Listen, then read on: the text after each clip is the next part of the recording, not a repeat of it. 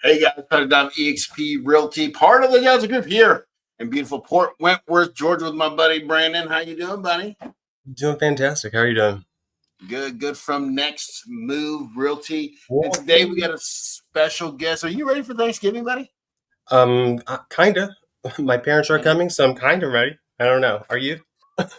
Yeah, in-laws coming. So my mother-in-law's coming down, which I'd love to have her. And we're gonna try the turkey again. We'll see how that goes. The last two were very, very bad. And we got hello y'all on there. Hey, hello y'all. How you doing? Thank you for joining us. I really appreciate it. All right, Brandon, you ready for this? We got a special guest tonight. Pretty excited. We got the mayor-elect Tracy Saunders, who's going to be joining us today. Hold on, let me get this. And we're pretty excited to have her, so let's bring her on. All right. Hey, guys. Hey, Tracy, how are you? Hi. I'm good. How are you? Doing great, doing great. Yeah. Are you ready for Thanksgiving? Absolutely not. Do you I guys haven't even been to the any grocery store tradition? for it yet. Oh, man. Yeah, that's a problem. Holidays and adulting is Wednesday rough. afternoon at this point. So, Whoa. yeah. I I heard you say you had some turkey troubles. What's your turkey trouble? Last year, our turkey magically turned into a ham because I didn't follow the recipe correctly. I burnt it in an hour. It was supposed to be in there for 4 hours. It was a whole thing. So, yeah, it didn't turn out great. But we're going to try to fix that one this year. So I think I got it all. We're about to brine it tomorrow morning, and then we're going to get it for 2 days, and then we're going to smoke it for 3.5 hours. So that's the goal. What is your guys' Thanksgiving tradition over in the Saunders household? My husband and I have the yearly turkey or ham argument, and we end up with both because my husband hates turkey and our kids don't like ham. So he refers to ham as one of nature's most perfect foods. I like him already. I support him. So we have turkey and ham and, some of the traditional stuff and then some traditional family stuff. My personal favorite is 5-cup salad, which when you describe the ingredients sounds terrible, but I promise you it is really good. So it's a can of pineapple, diced up pineapples, 5-cup salad, okay, a cup of pineapples, a cup of mandarin oranges, a cup of coconut, a cup of baby marshmallows, and a cup of sour cream. I love all of that. See, Brandon's face is what I usually get when I tell people about it. It's the sour cream that kills everybody, but hear me out. It's weird. It is so good. The juices from the fruit sweeten the sour cream, so there's just a hint of the sour.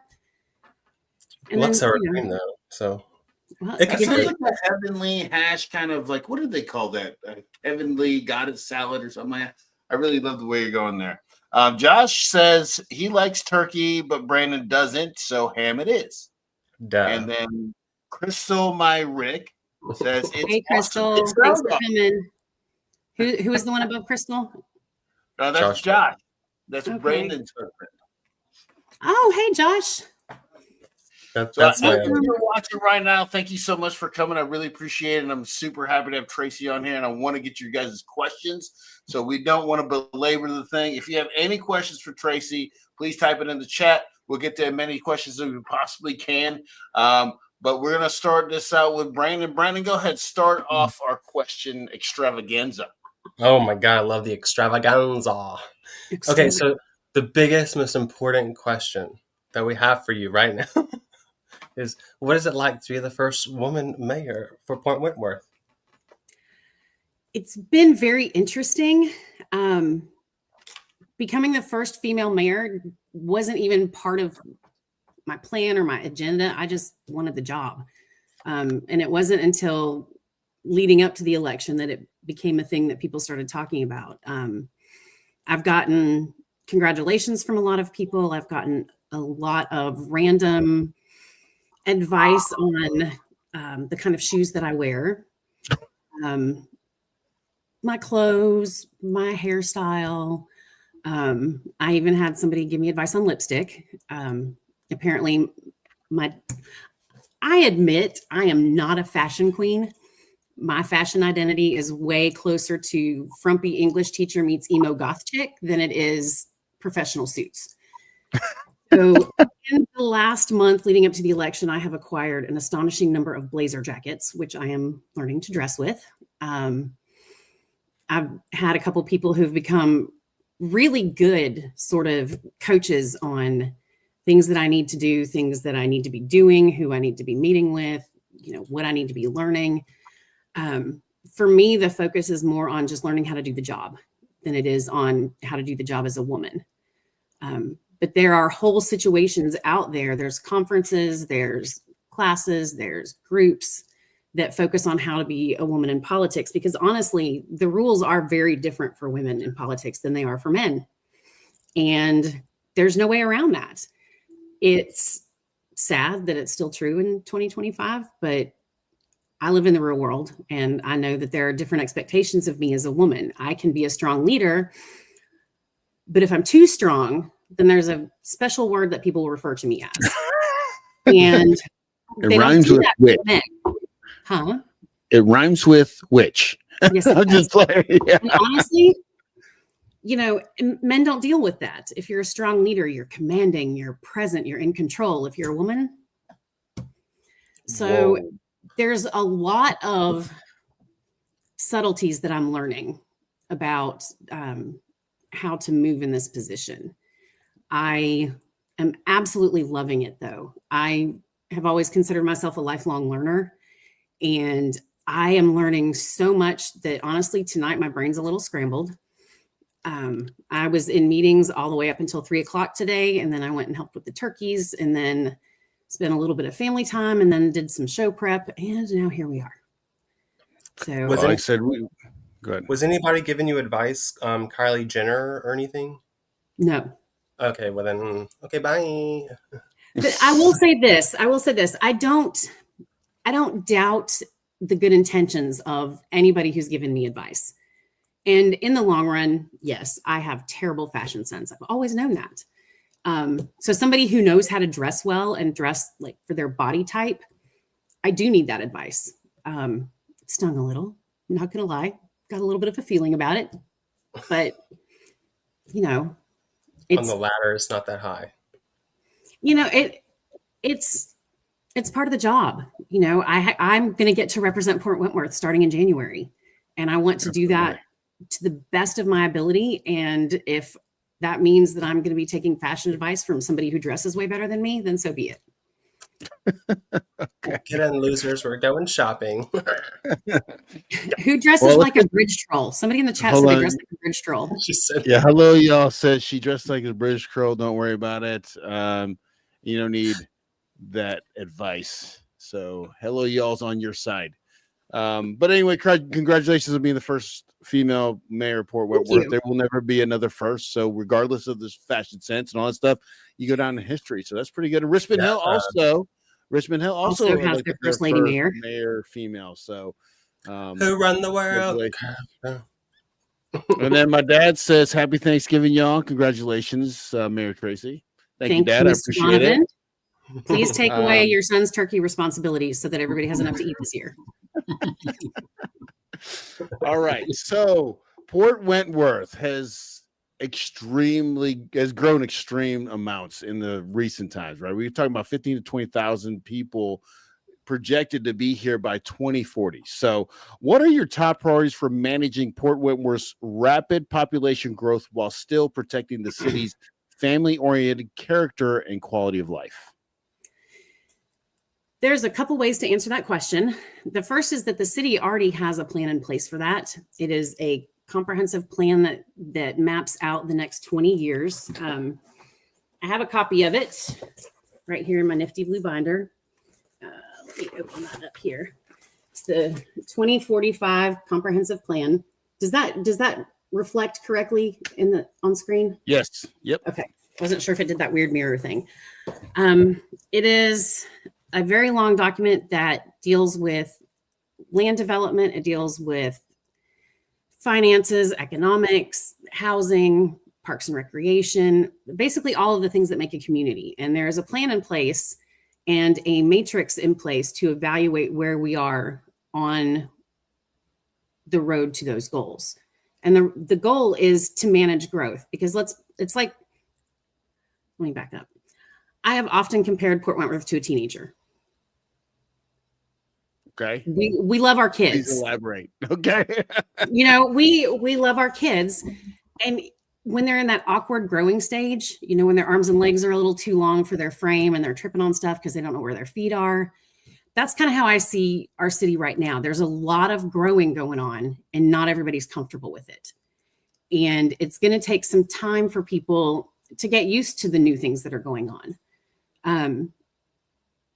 Part of getting used to that is being open to options and being willing to do your own research instead of just kind of complaining about what's going on. If you truly want to know where the city is headed, go to the website, and it has been updated. And download or flip through the comprehensive plan. It maps out everything that the city is looking at doing in the next 20 years.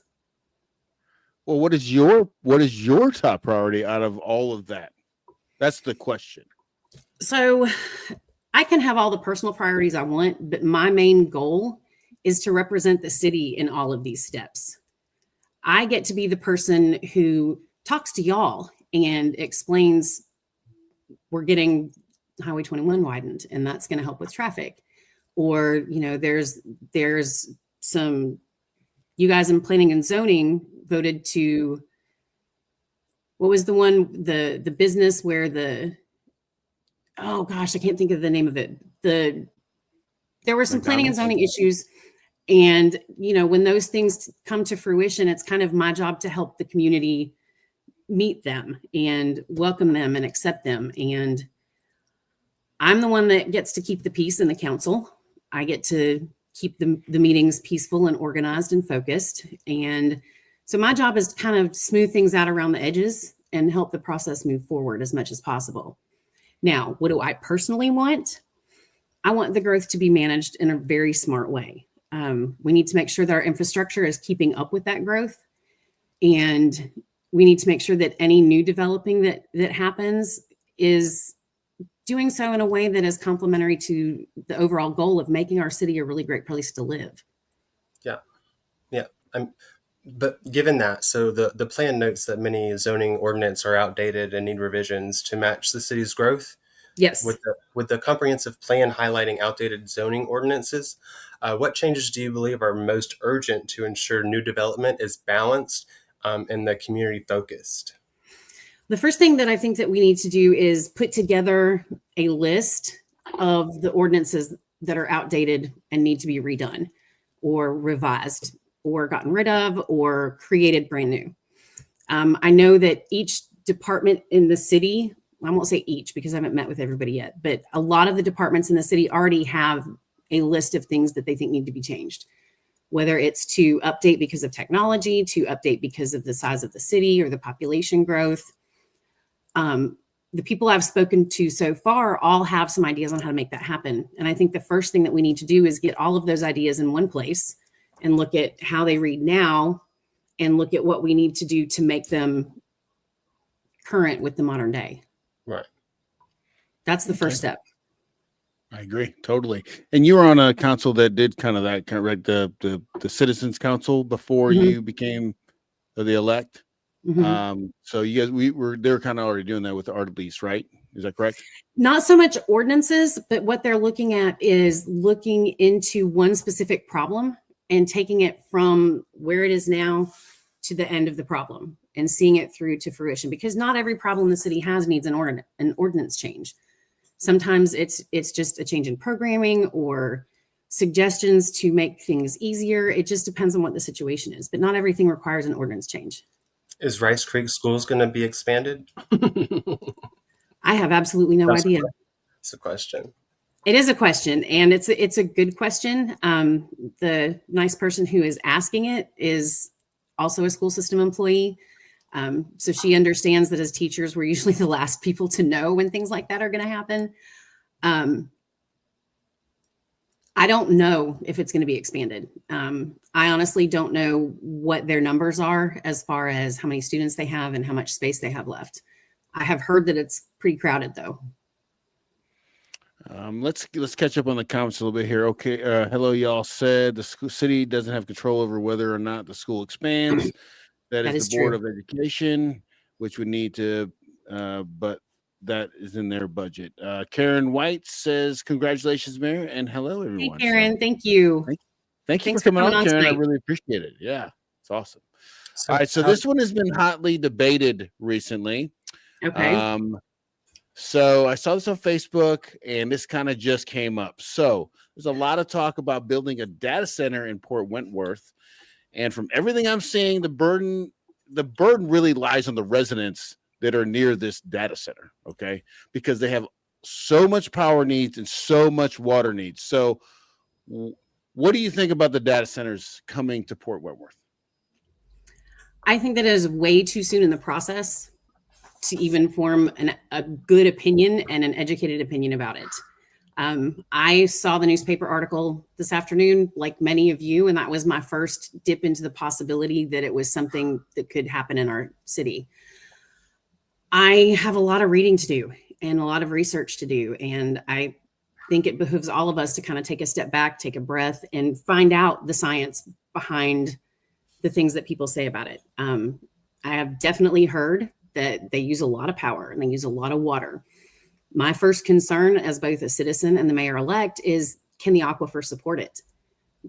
Will our water supply be able to fuel the needs of something that uses that much water? Can our power grid hold up under it? And if not, what would need to be done and who would pay for it? Because exactly, anything that we would have to do as a city to support building something like that, in my personal opinion, Tracy Saunders, private citizen, I think that should not fall on the taxpayers. But as somebody who is going to be in a leadership position in a couple of weeks, I definitely have not done enough research. Like I said, I got a text message from a friend of mine with that article today. So that's when I found out about it. I was leaving a meeting and was checking my messages while we were waiting for everybody to come out so we could take a picture together. And so I was just as blindsided as everybody else. I know that there are definite things that are a detriment when those come into a community. I also, thanks to Google and ChatGPT, got some information about how they can be a benefit. I also know that there are types of data centers that don't use the water that the water-cooled systems use. And so one of my first questions with anybody who wants to put in a data center is, how are you going to do this and it not have an effect on the community? The best technology that I saw in what little bit of time I had to research was that there are ways that you can create the cooling system needed, but without the millions of gallons of water that it would take every day. So I just think we need more information before anybody makes plans to build anything. But I'm like that with a lot of things. I want to know as much as I can beforehand. All right, Crystal, I saw your comment about electricity will skyrocket. This is me not knowing enough. I don't understand how somebody else's use of power is going to make mine go up. And so again, there's a lot of research to be done. There's a lot of things we need to find out. And Georgia Power will figure out how, so I'm sure they'll be fine. What about the ditches on South Coastal Highway? Not big enough for the amount of water during the heavy rainfall. We have flooded 2 times in 7 years. Okay, Karen, what I would like for you to do is to either text or email me. My information is on my Facebook page. And if not, hang on a second. This is sad. I don't even know my own phone number. I have it. Well, no, I set up a Google number for my campaign. And you don't want to give out your real number? I was advised not to. Okay, that's fine. I mean, honestly, in 27 years, I've been giving my real phone number to parents of my students, and I've never had a problem, but I was advised very strongly not to do that in an election. Mine's all over the internet, so. Oh, well, all right. So my Google Voice number is 912-495-8433. 8433. I put it in the comments so you guys can see it. Okay, absolutely. And write it down. Karen, what I can do, I can bring that up with the city people tomorrow. I spent all day today and I'm spending all day tomorrow meeting with the different department heads in the city management structure and finding out basically what they do, how they do things, what's working well, what they think could be improved, and what they think the role of the mayor ought to be in what it is that they do. Again, I'm an English teacher, so I don't come from a governance background. So I wanted to make sure that I was hearing from people who are in the trenches every day, who answer the phones and do paychecks and make plans and, just basically talking to everybody. Right. Tomorrow, I am meeting with the police chief, the fire chief, with, who else am I meeting with tomorrow? Police chief, fire chief, getting a tour of the wastewater. You're getting to know all the people that advise you, right? So, and that's great.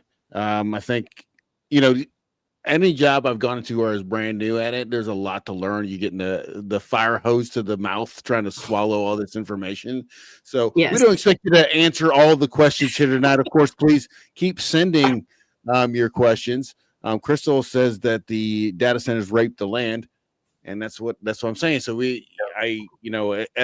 personally, because I live in Port Wentworth, I am not a huge fan of the data centers, but I'm also willing to learn and see what benefits there are. But I, personally, from what I've seen, I don't see that there's many. Oh, we got hey, Honey's Homestyle Creamery.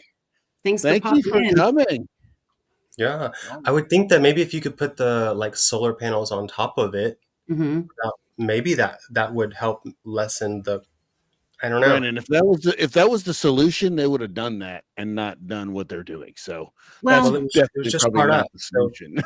Listen, that is something I have said from the beginning of my campaign, is that if you're going to build a warehouse, you need to fill the roof with solar panels. Yeah. At least do something that's going to make it better for the community. And, that could be something that could lower power bills. But then I found out that you have to do different roofing and there's different engineering that's involved with putting that much weight on a roof, which makes sense. But yeah. Well, that would be a good way to say this is how we propose it, rather than saying, well, it's going to affect somebody's power bill with this thing and affect the community with this type of thing. You can be like, don't worry, we're doing solar panels on top of the roof, so it's not ruining the land, nothing like that, because those solar fields are bad for the land too. Right. But it's not. We'll Google it. We'll talk about it later. Okay. Because you drive past that one coming from the roundabout side of Springfield to Pooler, and there's that massive solar field. So then I went on a rabbit hole, but it's been a hot minute. But I know it wasn't good. Okay. You want to read that question? You want me to get it for you, Brandon? You got it? Hello, quick question. Do we know what the drive-through will be by the new retail complex next to Bojangles? We do not, but if you will text me your question, I will find out and let you know. There you go. And her number's in the comments, so yes, scroll up and you'll have my number, and it goes straight to my phone and makes a little thingy sound. So we'll continue with our questions that we have. I think this next question is going to be more. There's going to be more comments after this next question. So this is totally, this was one I was excited about. So a huge thing, because the one thing in life, one of the only things that really, really grinds my gears is traffic. So Port Wentworth has kind of a traffic congestion, transportation kind of stuff. So with the traffic congestion, the truck traffic, and the lack of alternative routes that are listed as major weaknesses and threats, traffic congestion is one of the biggest frustrations for residents. What improvements or future projects are you most focused on to relieve that congestion and improve the transportation flow through the city? Well, the projects that I would focus on are ones that right now are already in process. There is another idea that's kind of being tossed around that I think could help, but it needs a lot more research and would require a pretty long development timeline. Highway 21 is being widened. That process has already started. If you watch, you'll see surveyors and surveyor marks out alongside the road. Benton Boulevard is getting expanded. Highway 21 is going to get expanded. So they are widening the roads to accommodate the additional traffic. Now, the Effingham extension of Benton Boulevard, when that opens, that is expected to take a decent chunk out of the day-to-day traffic on 21 because it's another route that goes the same direction. So those two things will help mitigate some of the traffic problems.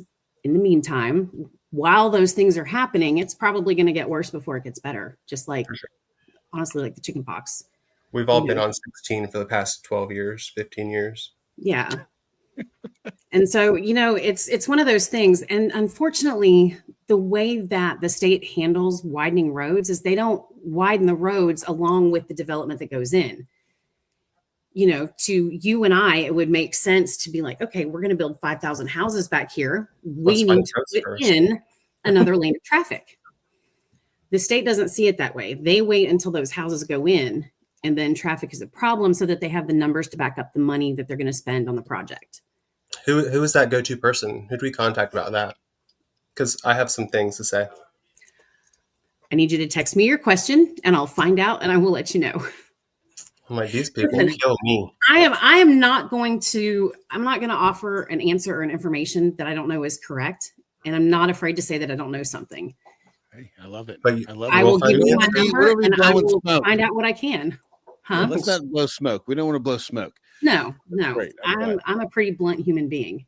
And I see you, Crystal's talking about community gardens. I think that was one of Tracy's last time we spoke. That was one of her things. Yes, weird. And who's this local? Well, I don't know how to. This L. Caldwell. L. Caldwell. L. Caldwell. Part is expanding more where, or the port is expanding more. Warehouses are inevitable. With the expansion, there will be more housing built. What do you feel about the expansion of the ports, and how do you plan to balance industrial and port related growth with the needs of residential neighborhoods, especially in the affected truck traffic and noise areas? Okay, so one of the things that's required of newly elected officials in Georgia is participation in GMA training. GMA is the Georgia Municipal Association, and there are classes that you have to take in order to keep your elected job. If you don't do them, they can remove you from office. And that is state law. That's not just recommended protocol, it's state law. The classes include things like government finance, planning and zoning, Robert's Rules of Orders and running meetings and all of that stuff. I don't know the specific numbers, but I know that there is a percentage of development industrial, percentage of development housing, percentage of multi-family housing versus single family housing that's considered ideal in a lot of situations. I don't know what those numbers are off the top of my head. I could text somebody and find out because I know she knows them. But I think that we need to make an effort to include more housing in what we're doing. There is a housing crisis in the Southeast. Even more specifically, there is an affordable housing crisis in the Southeast. Oh yeah, we talk about it all the time. Yes, I'm sure.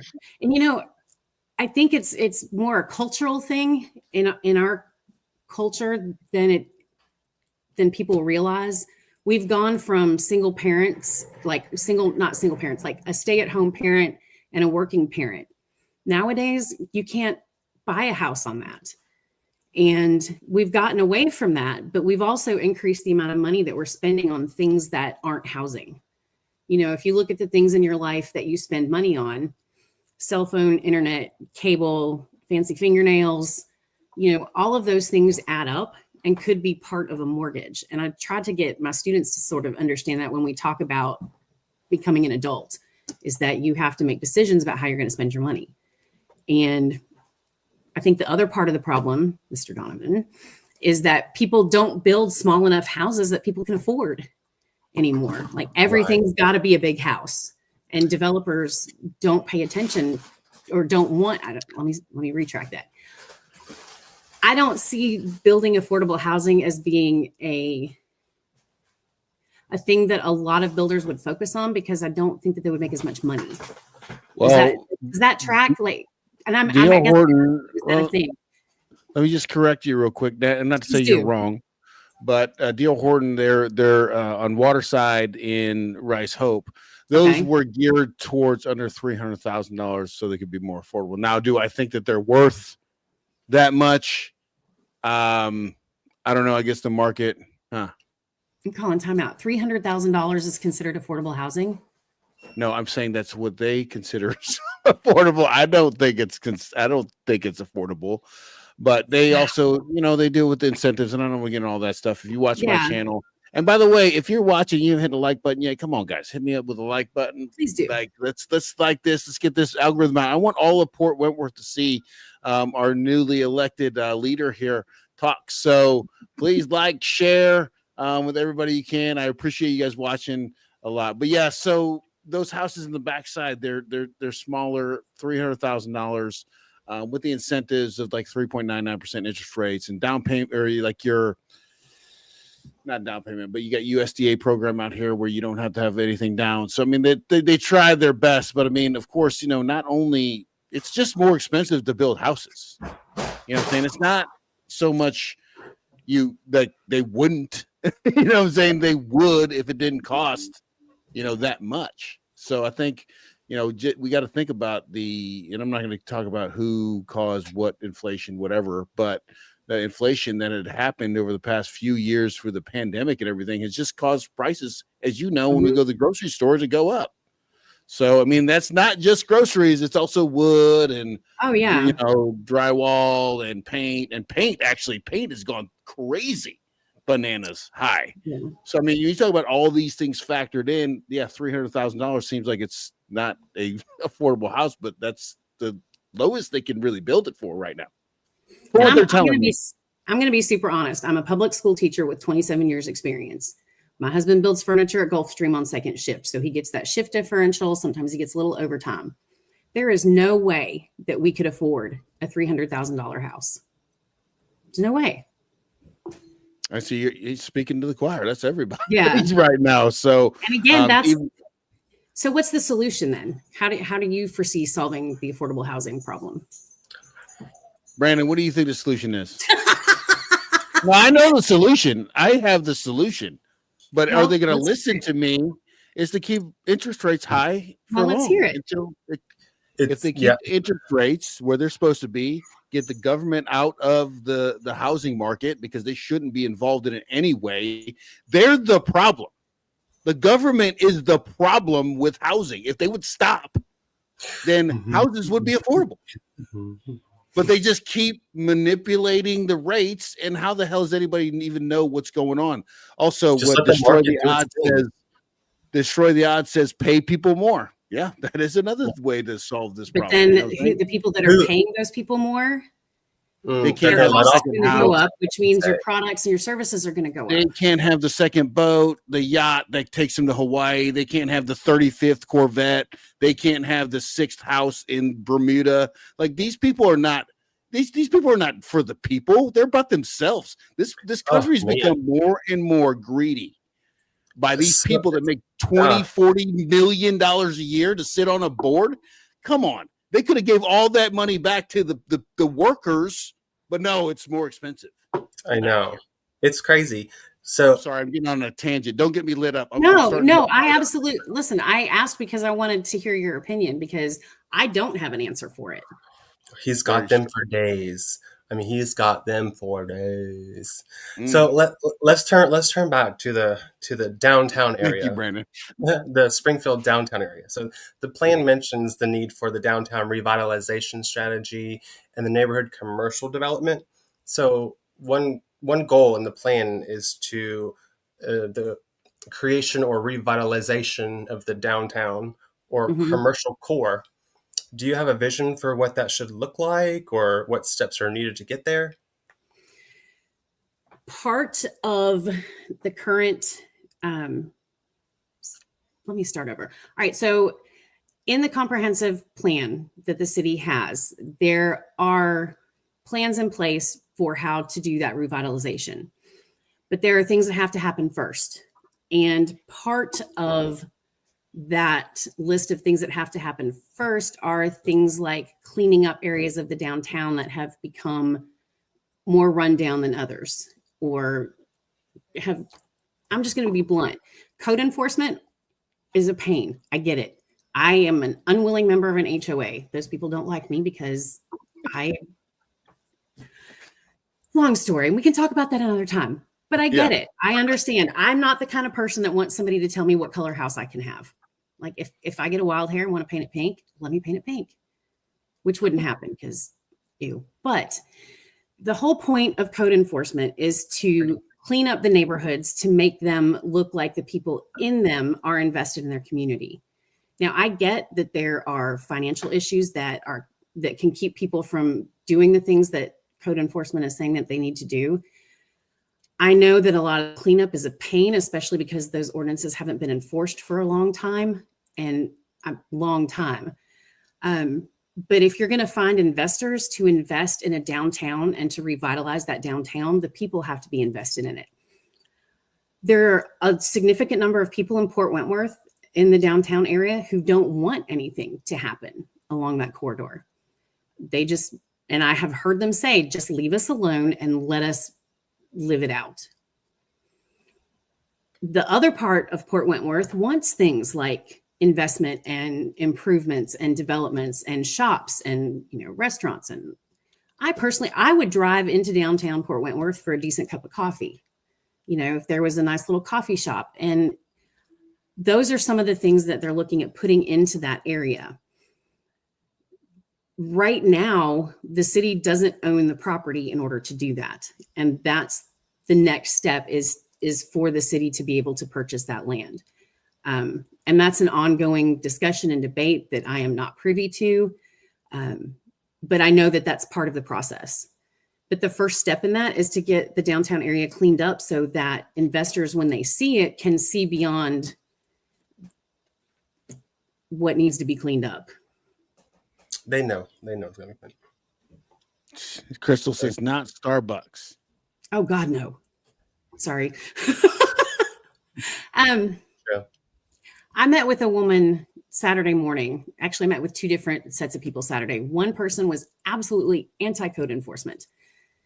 She's disabled and can't physically do the things that need to be done in order to meet the code enforcement requests. And then I met another set of people who were all in favor of it because they could see the difference in the places that have been cleaning up. And again, this is part of that Port Wentworth being kind of the awkward teenager. There's going to be some growing pains, and there are things that people aren't going to like about it. But the bottom line is we're going to grow just like teenagers grow. And you can either work to make it a better process, or you can spend all your time fighting against something that's inevitable. This is when we need to go back to the community, helping the community and supporting the community. Like exactly. If you know that someone can't do it, like, why don't you go offer to help them, or give that old lady my number and I'll go help her. And, the thing is one of my ideas, I'm getting really used to what one of my acquaintances said, getting my wings clipped when I get an idea.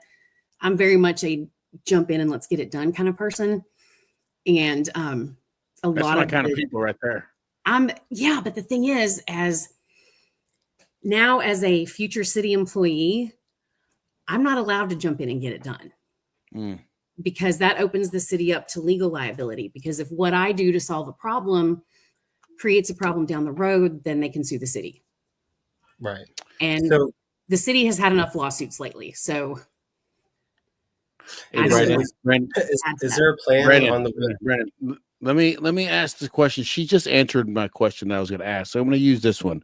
Is there a plan on the way to unite Port Wentworth, new Port Wentworth, with old Port Wentworth? That comes from Emily Ganser. Thank you, Emily, for your question. Thank you, Emily. Unite old and new Port Wentworth. And I think that's what Anchor Park, right? Yes. And I would ask before I answer, what do you mean by unite? Do you mean like connect? Do you mean by building a sense of community that everybody feels involved in? Like, what kind of connection are you talking about? Both. because those two are very different answers. I think If it's a physical connection, then yes, when Anchor Park is done, there will be a trail system that will connect the major areas of the city. And that trail system will be wide enough for both people and golf carts and bicycles and joggers so that people can move around. And it will connect from Lakeshore to Anchor Park to Old Port Wentworth to Rice Hope to Rice Creek and Rice Creek to Rice Hope. It'll basically kind of be a big loop. The plans are on the city website if you want to look at them. I think it's a great idea.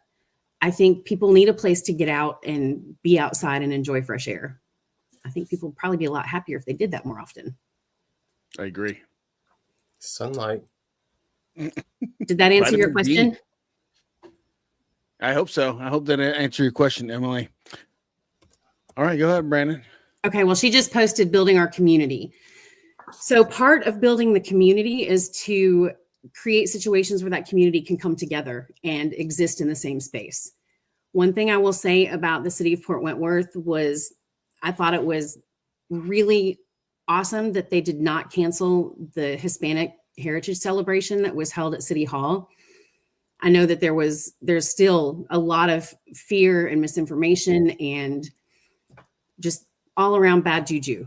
And the fact that the city stood up and said, no, we are going to celebrate this. We're going to be a part of it. I think that's one of the first steps. You have to be able to create spaces where people can come together. Anchor Park is going to be a huge one of those spaces.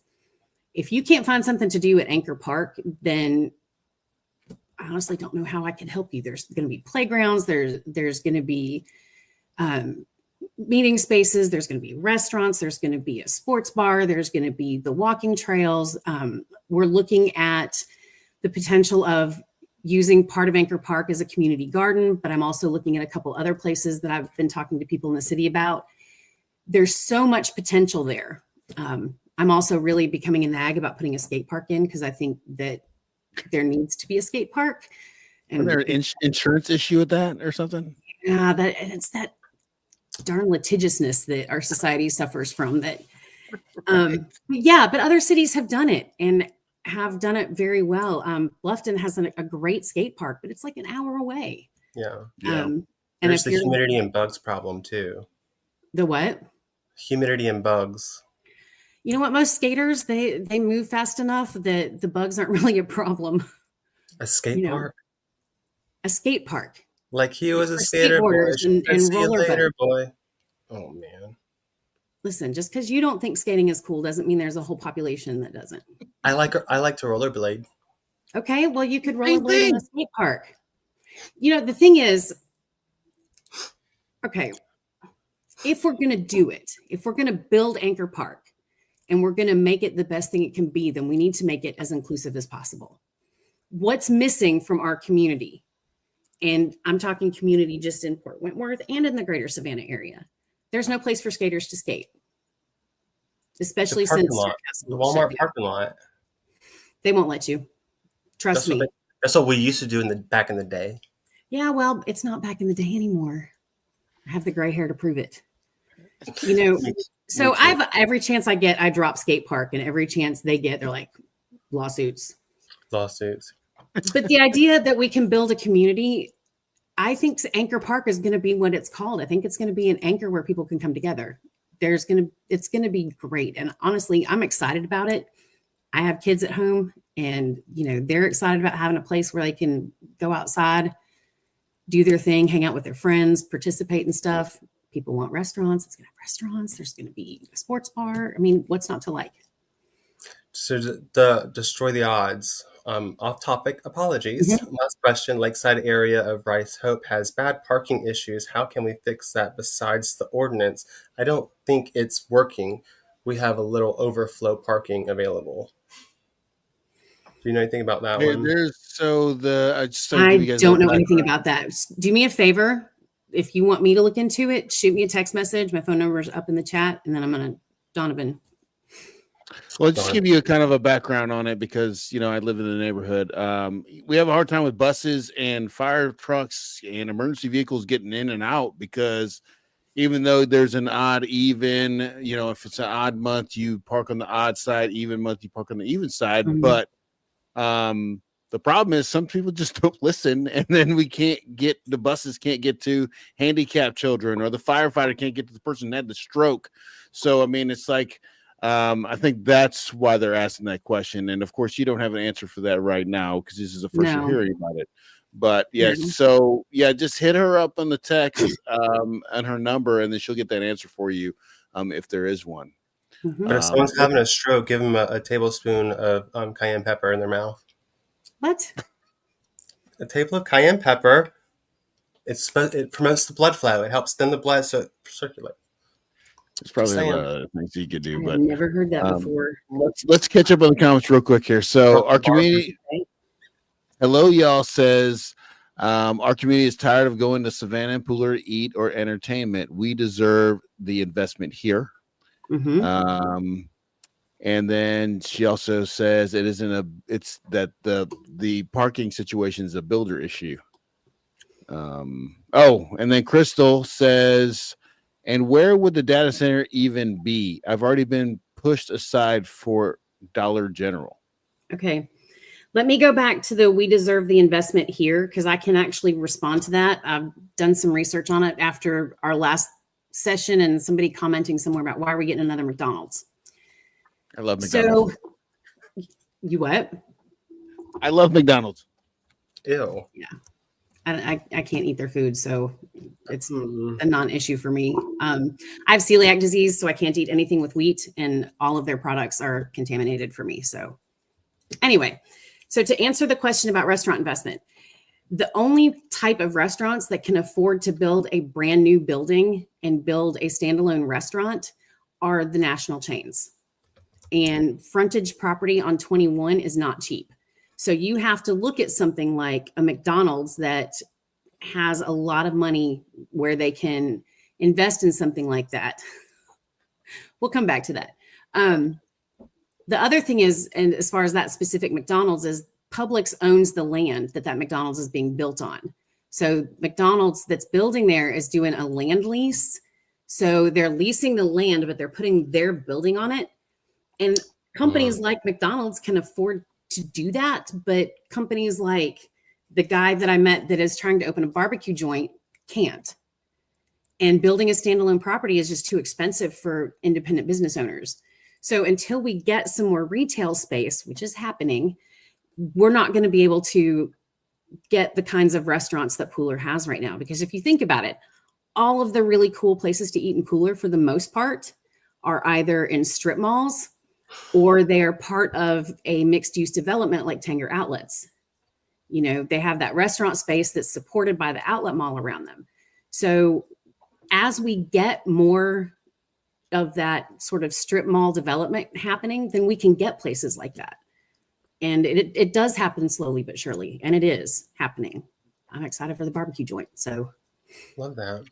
So with the housing diversity and affordability, the plan highlights the need for more diverse housing types and options for seniors, first-time home buyers, and young families.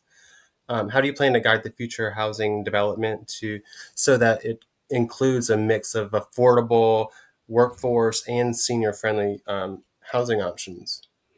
Well, the Habitat for Humanity homes that are in the process of being developed are going to go a long way towards some of that affordable housing. I love their program. You know, people have to be invested in them with sweat equity and not just financial equity. And once those people start to move into those homes, then, you know, that becomes a place for affordable housing. And, you know, Habitat does a really great job of matching people with homes and teaching them the process of home ownership and what you have to do as a homeowner to keep your property value up. So that's part of it is recruiting things like that Habitat for Humanity neighborhood and making sure that the people around that Habitat neighborhood understand that this is not Section 8 housing. This is not like project housing. This isn't low income housing. It's affordable housing. And the kinds of people that are going to be participating in that are your standard everyday people who have regular jobs. Yeah. So my role in that, I'm sorry. We used to have to. When I was in high school, I cheered for high school, and we had to volunteer for it. So I've done the Habitat for Humanity building stuff for like 4 years in a row. It is Yeah. really cool. It's You learn a lot. Mhm. it's a nice feeling that you're able to go out there.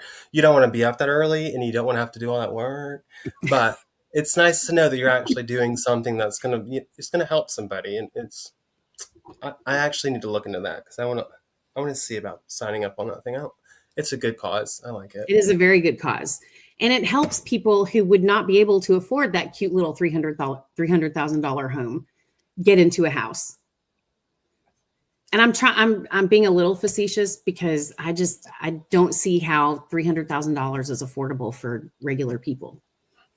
Well, some builders are offering incentives as of $199.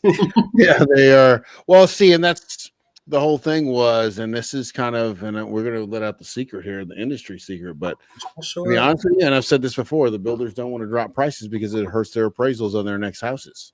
So they don't have a choice but to keep going up until the market rebuffs them, or hopefully the government doesn't step in. But I'm hoping that they just let the market do what it's got to do.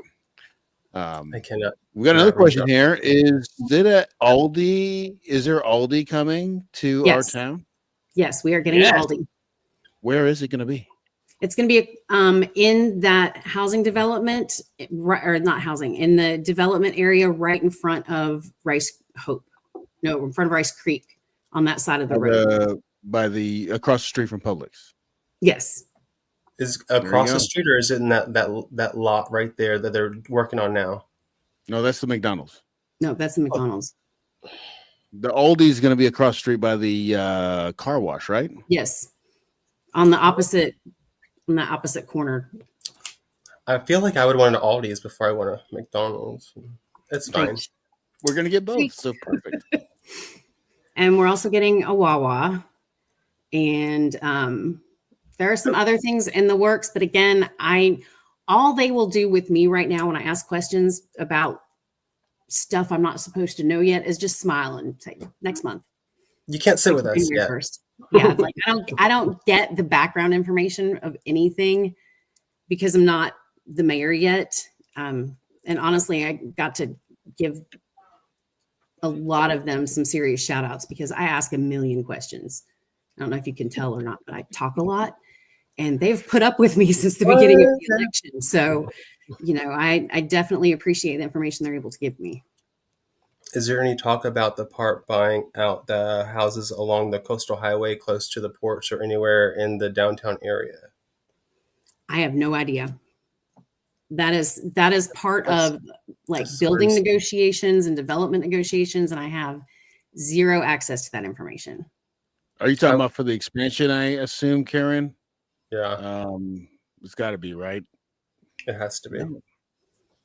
The Karen, did Wawa. we miss a question? I was so excited about the Wawa. Hold on. Yeah, that's what I just asked. All right, Okay. next, Brandon. Oh, Karen. Okay, yeah, I don't know. If there is, I'm not privy to that information. A lot of those background negotiations happen in executive session because they can't share that information out with the public until the contracts are signed. So even if I had that information, it would probably be executive session information, which means I couldn't talk about it anyway. Makes sense. But honestly, if you call the city office and ask for Steve Davis and ask him, he'll tell you whatever answer he can give you legally. So Or at what's least his number? What's his number? I can put in the comments. Hang on a second. At least the political response. He can give you the political response. Hang on, I'm looking up City Hall's number. I don't have it memorized. And hello, y'all. Thank you for making us light of the comment we missed, the question we missed. Thank you. Yes, appreciate that. City Hall's phone number 912 Okay. 964 964 4379. 4379. There you go. City Hall, right? Yes. Okay, so I'll get on to while you type that in there. So updating the infrastructure, so like the water, the sewers, the road, with the rapid growth that is pressuring the public utilities and the road infrastructure. As the population grows, how is the city preparing to expand and modernize water, sewer, and roadways infrastructure to prevent future capacity issues? Because That Pooler is hasn't done that. actually one of the things that's on my list of things to talk about with people tomorrow. I'm getting kind of a rundown of the water and sewage systems, and getting some tours around the town of where things are located and how that all works. So I don't have an answer to that because I have not learned it yet. But that's in part of my process. I know that there will need to be down the road an additional wastewater treatment plant, with as many houses that are going in, and, future projections looking like what they are. The wastewater treatment system that we have right now isn't strong enough to support all of that. So that would be something that would have to be addressed. But beyond that, I don't have an answer. That's fair. Hit me up tomorrow evening and I'll have a better answer. Perfect. Just text the number above. You're about to get 1,000 questions. Later. And you know what? I am absolutely okay with that because I want people to be engaged. If it takes me responding to 100 text messages a day for people to feel heard and to feel like they're participating and getting input, then that's my job. Right. And Well, hopefully I've we can signed help up you for it. without getting 1,000 texts. We can just bring you on every couple months so you can answer directly. Absolutely. Make a list of all the questions you've accumulated and we'll talk about it. Yeah. Now I can tell you some of the questions that I was asked Saturday when I was talking to people. Okay. One of them, they asked about food banks. The city of Port Wentworth only has one food bank. Well, one official food bank. I've heard that there are other smaller ones in churches, but they're not registered with Second Harvest. So they don't have a way of counting those in that population. The food bank that we have serves less than half the capacity that we need to for the number of people that are projected to be hungry based on census data. So that is an unmet need. I spent an hour on the phone with a very nice woman from Second Harvest getting the rundown on how food droughts and the economics play out, how the census data is used to predict where people are hungry. And there are a lot of people who are hungry in Port Wentworth. And I didn't even know we had one, to be honest with you. It's at Our Lady of Lourdes Catholic Church, over by the old elementary school. So when I spoke with her, she said, in general, we are not recruiting any more food bank partners, but for Port Wentworth, we would recruit because we know that there's a shortage and there's a need that needs to be met. In order to do that, we need a church or a 501c3 organization that's willing to step up and take responsibility for it. But that's what whenever I drove Lyft before, and I dropped off a girl who worked at the Census Bureau, and she said the problem with the areas that don't get the funding and don't get all this stuff is because the people in that community don't ever respond to the census request. And then they try to go knock on their doors. They never get answers. People don't want to answer the door. So the people that aren't answering their census questionnaires or whatnot to show how many people are in the area, the community has no idea that there's this many people because that many people don't respond. So, but even in this case, the numbers that have responded, more than 500 people are food insecure every day in Port Wentworth. That's 500 too many. That's a lot. And I got involved in that because I saw all of these other communities doing Second Harvest food distributions. Right. And I was like, well, why isn't that happening in my town? So can we do a food? Can we put something together and do a food drive? How does that, the city, can we? I just wrote that down as my notes. City be able to set up a food drive for this? We could, but honestly, what works better are money donations, because then Second Harvest can buy bulk items and not have to reorganize cans and bags and sort. Instead of somebody donating a bag of rice and some vegetable soup, they can buy a pallet of rice for cents on the dollar of what you and I pay at the grocery store. Yeah. And then to do that, though, all you got to do is call Second Harvest and ask how to make a donation. and that will help feed hungry people. The only thing that's going to help increase food distribution in Port Wentworth is another way to distribute food. And that takes an organization or a church that's willing to take it on. So someone would have to create that 501c3 Mhm. or find a church that's willing to do it. Yes. Oof, wow. And I got started on this because we were talking in one of the Facebook groups about the concept of a little food pantry, which is basically you leave durable goods out and let people take what they need and people donate what they can. And it's just basically like a give and take system where nobody has to fill out paperwork and kind of feel degraded because they're struggling to do the basic thing as feeding yourself. You know, there's an emotional cost to asking for help. And a lot of people who haven't been in that position don't understand that. That pride. Mm-mm. You know, it's not even really pride, it's your dignity. Like I've worked with populations that have been food insecure as part of being a teacher, and it hurts people to ask for help. And like the little food pantry idea is a way to just operate on trust. You know what? I'm going to put this food here and the universe is going to do with it what it will. And, you know, we talked about the kinds of things you could put there and the kinds of things that you can't. Second Harvest can't operate something like that. It has to be in a secured storage space so that they can make sure it maintains temperature control. And there's a whole bunch of regulations that go along with running a food bank. We can't do a free little pantry on anywhere close to the level that Second Harvest could do.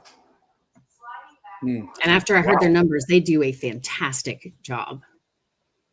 Yeah, I knew. Remember Chris from Wykert used to work at Second Harvest. You remember that, Brandon? Yeah. They did a lot of good stuff.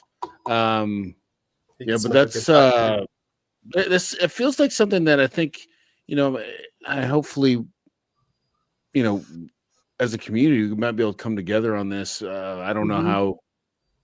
We talked to churches or something, but I mean, I didn't even know that was an issue right now. So, I mean, like, we didn't even think to look at it. So thank you for bringing that. What other questions were you asked besides the food pantry? I was asked if there are any programs or services available to help senior citizens and the disabled to do some home maintenance, to help them not just meet the standards for, you know, the yard cleanup and stuff, but to do basic things like fix a broken window or look at the air conditioner and see if it can be saved or help them find a window unit. I did not know this until Saturday.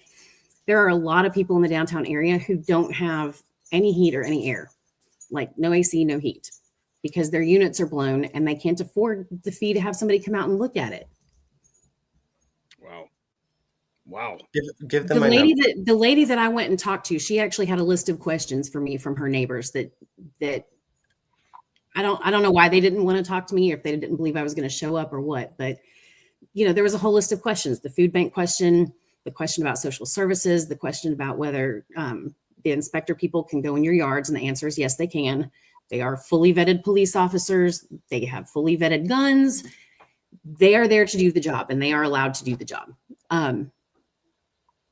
But, you know, this woman, basically what would solve her problem is a storage cabinet that she could leave under her carport to put her stuff in. That would solve her problem. A bookcase that she could put her shop vac and her cleaning supplies. She's an Uber driver. And she was keeping her things in the middle of her carport so that they wouldn't get rained on, because on the edges of her carport, there's nothing there to keep her stuff from getting wet. Right. The city went in and, you know, and I understand, a pile of stuff in the middle of the carport. It's not a good look. Sorry. We have to, exactly. we gotta do our jobs. But for her to move the stuff over out of the center is going to expose it to the elements. And, you know, somebody out there's got to be able to build a bookshelf. I've got 4 ideas. Okay, let's hear Already. Let's go. Take me to her. Brandon's like, we're gonna go fix some stuff. Yeah. You know, I mean, like I said, I think, you know, when we talk about uniting the city, right? We were talking about what Emily was saying. My barber, by the way, thank you for watching, Emily. That's didn't she give you your hair like that, Brandon? Uh-uh. Yeah, that's her. I know. But anyway, I'm coming in. Don't judge me. but I mean, one of the things that we're talking about is uniting the city, not only just as far as Anchor Park is concerned, but this could be something I think when you talk about the newer side. And of course, times is hard for everybody, so I'm not trying to spend other people's money. You know what I'm saying? But I'm saying like this is kind of a cause I think that, you know, with the food bank and then helping people fix stuff, I'm sure we could find handy people. I mean, we got Tim Parker in our neighborhood that's really good and handy. I mean, we got a lot of people that are handy, you know, around here. So maybe that's something we could get on. You know what I'm saying? As a future government official, I can't be a part of that because my involvement puts the city liable. Now, I can connect you with people in that area who need the help, but I can't myself pick up some pallet wood and build a bookshelf. Well, for two reasons. I don't know how, but the second one is that if the city went in and helped her build a bookshelf and it fell, Right. city's I liable. get it. Yeah, right. You know, and I understand, but there's if there are people out there who are willing to take these on, there are good people who are struggling. Did you write these down, Brandon? You wrote these down already? I've been writing everything down. Okay. Listen, right. give them. You can, if someone comes to you and they have this kind of problem, just say, call this person. I'll come do it. Let us know and see if we can't help in some kind of way anyway. I mean, like Emily says, what would be great way to try and find out what folks need? What would be the best way to try and find out what folks need so that we could help? You know, I've found out about this woman. She reached out to me from my phone number and I got a text message from her. And, you know, was upset about, you know, the warning letter that she got. And she was trying to do what she can, but she can't move some of the stuff to the curb for garbage pickup. And then there was a garbage pickup issue. And now, you know, she just reached out. She's like, I don't know what to do. So, you know, there are people out there who need the help, and I don't mind sending people in different directions, but there needs to be somebody outside of the city government who's willing to take on that organization and run with it. I'm texting you right now. I absolutely would have. I mean, honestly, I was planning to take a tarp to her to at least cover the stuff to keep it from getting wet. I can't really do anything beyond that because as of January 1st, that puts the city as liable for my actions. And I don't want to jeopardize the city's situation with another lawsuit. But I know there are people out there whose heart is in the community and who want to do things. You know, it's just a matter of somebody organizing it. I can Hello, do it. y'all says she can organize it. Okay. Well, y'all have my number. Text me. It's on Do Not Disturb right now, so I'm not hearing text messages. But seriously, you know, we have an opportunity. To do a fundraiser. Really, I'm already feeling a fundraiser right now. I'm feeling a fundraiser. Emily looks like she's ready for a fundraiser. Before we jump off on fundraisers, I need to put in a pitch for something that's being organized in the Facebook Port Wentworth community group. There's a group of us who are trying to provide Christmas for the people who live in the nursing home in Port Wentworth. And so we need 80 Christmas gifts. We need 80 small Christmas gifts. If you're interested in helping out, shoot me a text message. I'll send you the list. It's got everything that we're looking for. But it's basically comfort stuff for some lonely people. And all right, guys, if you're watching, like, let's get something together. I mean, like, this is the way. 80 gifts. I think we can come with 80 gifts. I can make at least 20. In particular, or is it just anything? Hang on, let me pull up the list. I don't remember if I saved it or not. I don't think I saved it. All right, hang on. I got to get on Facebook real quick. Shannon O'Barry is the one that is organizing it. Hold on, which am I on my Facebook or am I on my mayor Facebook? Which one am I on? No, I'm on mine. Hang on. Got to switch. Well, we can get the list out. Yeah. Some other time. And like I said, you know, if you want to participate, let me know. Okay. And her numbers in the show. We've been here for an hour and 9 minutes, so I'm assuming he probably had to relieve himself. Okay. But Crystal says Shannon's great. Emily says Pruitt and we are in for helping. Hello, y'all says my paid job to organize. And the Port Wentworth community page Yes, has it is it posted. on there. Yeah, it's posted there. What's awesome is that where you think is that where all like for stuff that Port Wentworth is trying to organize? Is that the place to go? Is the community page? It has 3,000 members, which is huge, but not even half the city. Well, not even a third, really. But it's a great place to start. If you hear of something like this, and you go out and you talk to your neighbors. The only way to build community is to participate in community. I agree, And totally. that means going outside and talking to your neighbors.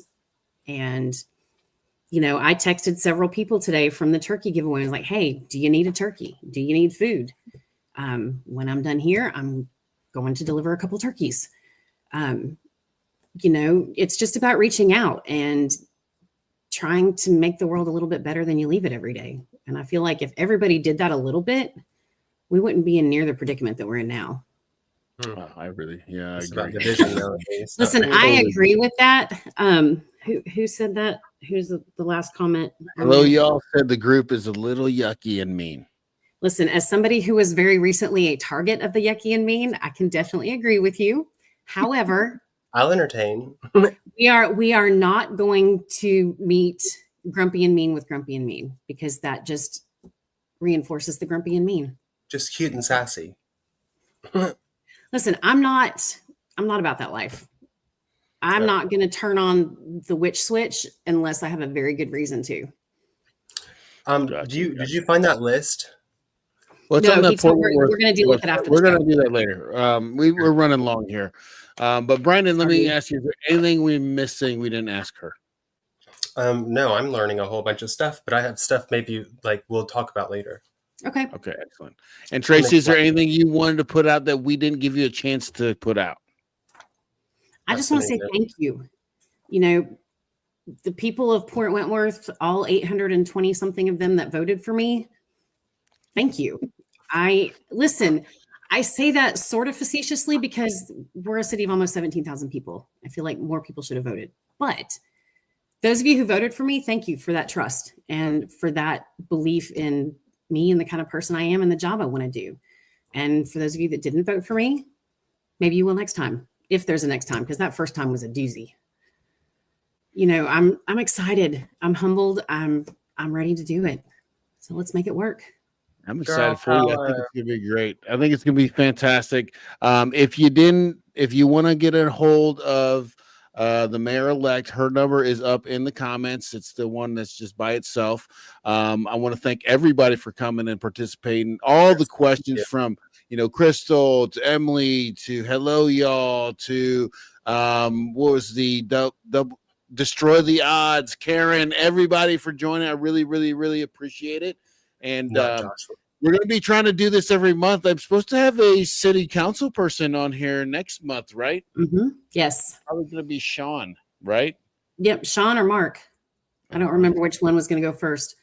So that's going to be the Monday before Christmas. So I'm trying to do Port Wentworth every month. So we're going to have a new person up every month. But of course, Tracy, anytime you want to come on, you just let me know. We'll make a Monday open for you if you want to say something, okay? I appreciate it. And anytime you guys have questions, you know how to find me. So we've got your number.